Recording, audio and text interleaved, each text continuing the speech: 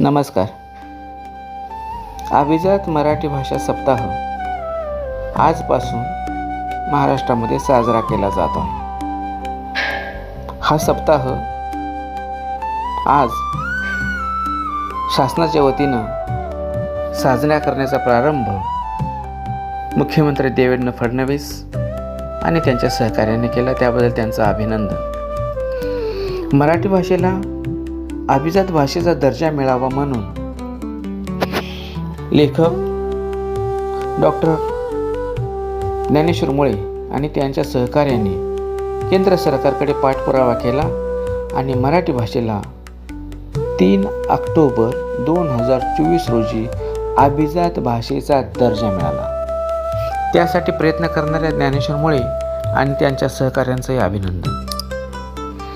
आज महाराष्ट्रामध्ये मराठी भाषेस अभिजात दर्जा मिळाला म्हणून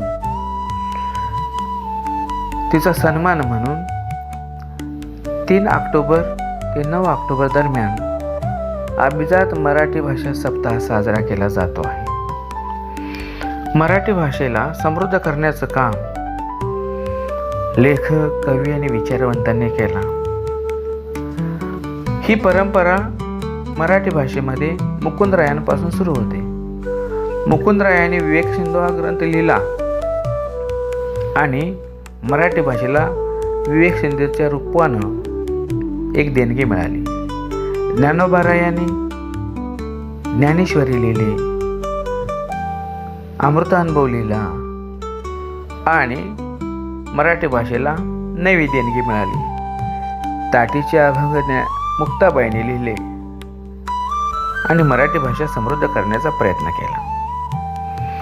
इतिहासामध्ये बकरीने मराठी भाषा समृद्ध केली. चक्रधर स्वामींचाही यामध्ये हात आहे. तुकोबारायांची गाथा, एकनाथांचं भागवत,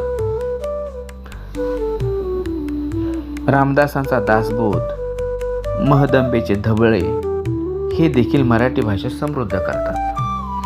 मराठी भाषा समृद्ध करण्याची जबाबदारी थोर लेखकांनी, थोर विचारवंतांनी, कवींनी आपल्या खांद्यावर घेतली. त्यामध्ये वि. स. खांडेकर, कुसुमाग्रज, पु. ल. देशपांडे, जी. ए. कुलकर्णी, व्यंकटेश माडगुळकर, बहिणाबाई चौधरी, साने गुरुजी, प्र. के. अत्रे, भालचंद्र नेमाडे, शिवाजी सावंत, मंगेश पाडगावकर यांचं फार मोठं योगदान आहे. यामध्ये शिवाजी सावंतांचे फार मोठे योगदान आहे. ही एक पिढी होती की मराठी साहित्य समृद्ध केलं.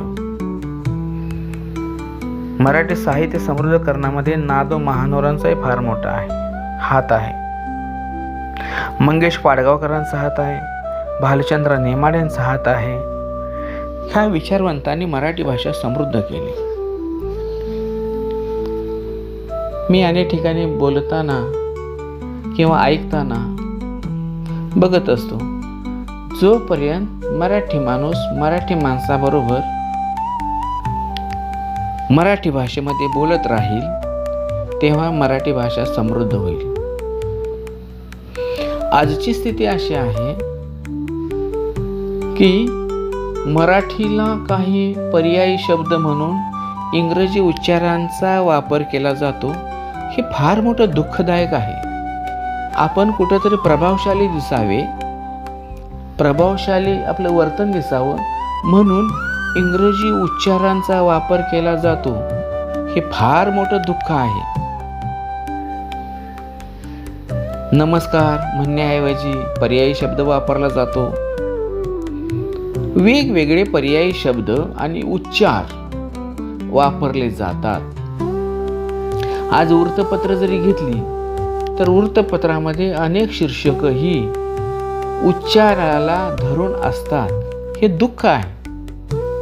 मराठीमधून बोलावं, मराठीमधून लिहावं आणि हे करत असताना तिथंच मध्ये कुठेतरी एखादा इंग्रजी शब्द असावा, असं काही ना का वाटते मला कळतच नाही.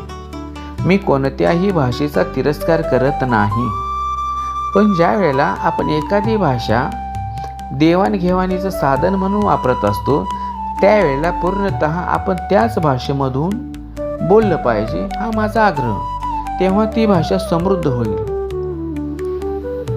मराठी भाषा एवढी समृद्ध आहे की ती शालीन आहे, ती समृद्ध आहे. तिच्यामध्ये लय आहे, तिच्यामध्ये ताल आहे. एवढी ही प्रभावशाली मराठी भाषा आज उच्चारत असताना इंग्रजी उच्चारांचा त्यामध्ये प्रभाव दिसतो. याच्यासारखं दुःख नाही.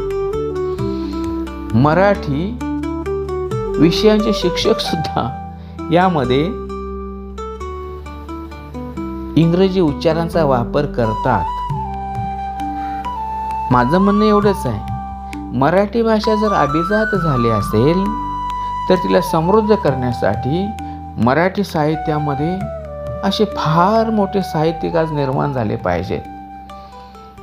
काही दिवसानं या मराठीला फार मोठे सोनेरी दिवस येतील.